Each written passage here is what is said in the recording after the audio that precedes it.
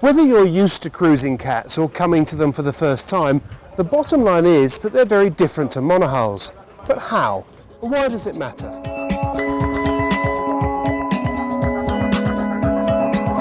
We've come to Tortola in the British Virgin Islands, one of the centres for catamaran cruising, where we've been lent a moorings 4800, and we're joined by renowned multi-hull designer Nigel Irens.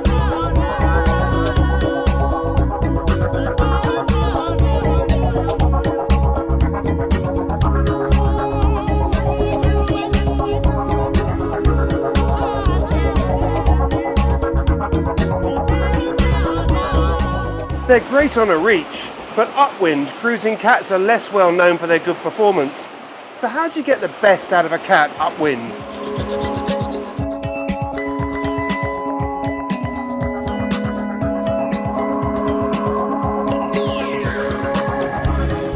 So tell us about the basics of making a cruising cat go upwind. Well, I think the first thing to say is don't expect miracles in terms of the angle you're sailing. It won't be as good as a monohull. Keels, centerboards or keels, whatever you call them, are not very efficient.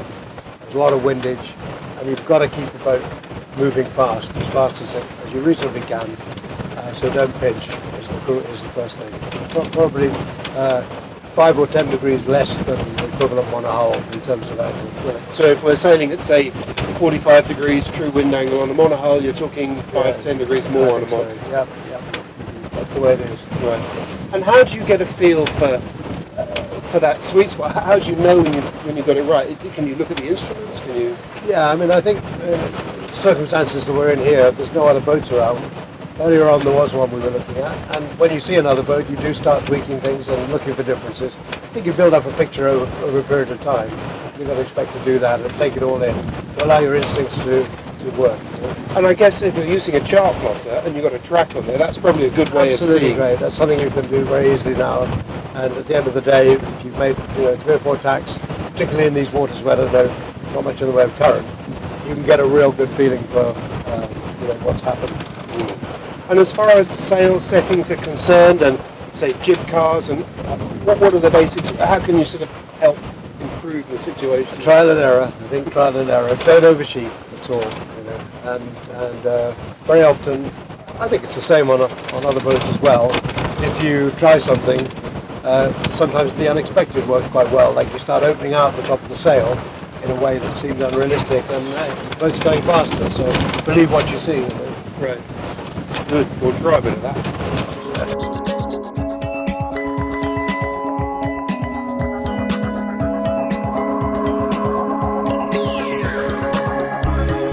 Just like any other boat, it's important to set the blocks of the headsail sheet in the right position. As you can see it now, it's clearly far too far forward. The leech of the sail is too tight, and there's this great big bag on the foot. So we'll adjust it, and you'll see immediately that it improves the look of the thing, and obviously the efficiency as well.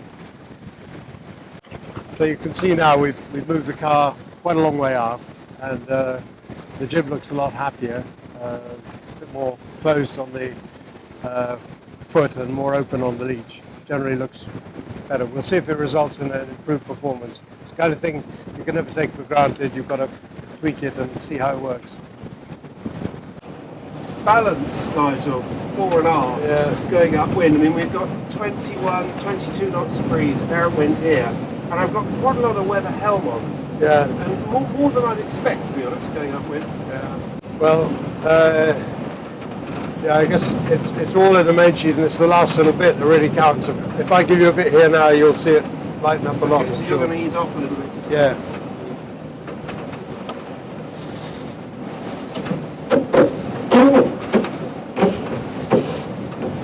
I can feel the difference straight away, actually. Yeah. We had about 8 or 10 degrees rudder angle on, actually, just to try and keep the boat in a straight line. And now you've only eased it a few feet, but right down to just a couple of degrees. It's dead easy. The other thing I've noticed is that if you undersheet the jib, so if we to ease the jib off just a little bit, then that weather helm comes back on really, really quickly. That's about 6 inches. Okay, yeah. I'm already starting to get the helm coming on now. So as that jib is eased out and it's not really set properly, the luff's blowing back a little bit. I can feel it.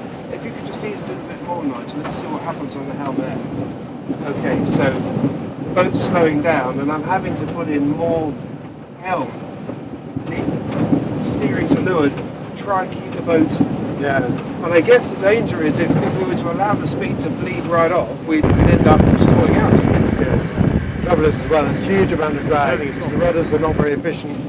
So to get for a certain amount of lift, you either have a long, high aspect rudder at a very small angle, which is efficient, or a rather short, clubby one, which is rather undersized. And then to get the same amount of power in to correct the helm, you've got a big rudder angle on, and obviously it's like flaps down, loads of power, And I guess that's loads of drag. And that is the problem we've got, isn't it? Because Yeah. it's a shallow draft boat, so it's Indeed. shallow rudder. So.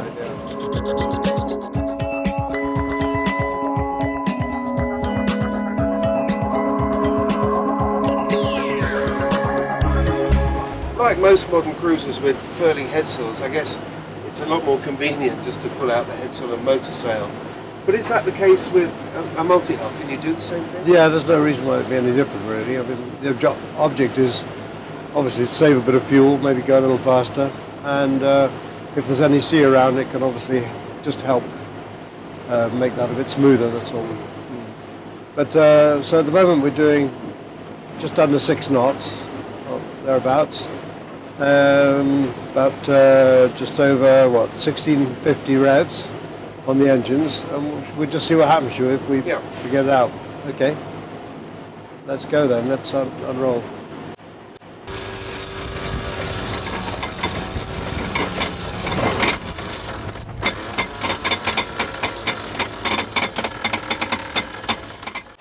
Well, we've pulled the headsail out now, Nigel, and I mean that's quite a difference, isn't it? Yeah, Do it now. it's sort of settling down to, gosh, oh wow, up to 8 knots. There is a little more wind now, but the apparent's built a little bit, but I think as it happened, I think there's a bit more wind as well. But still, 8 knots compared to 6.5, that's worth having, isn't it?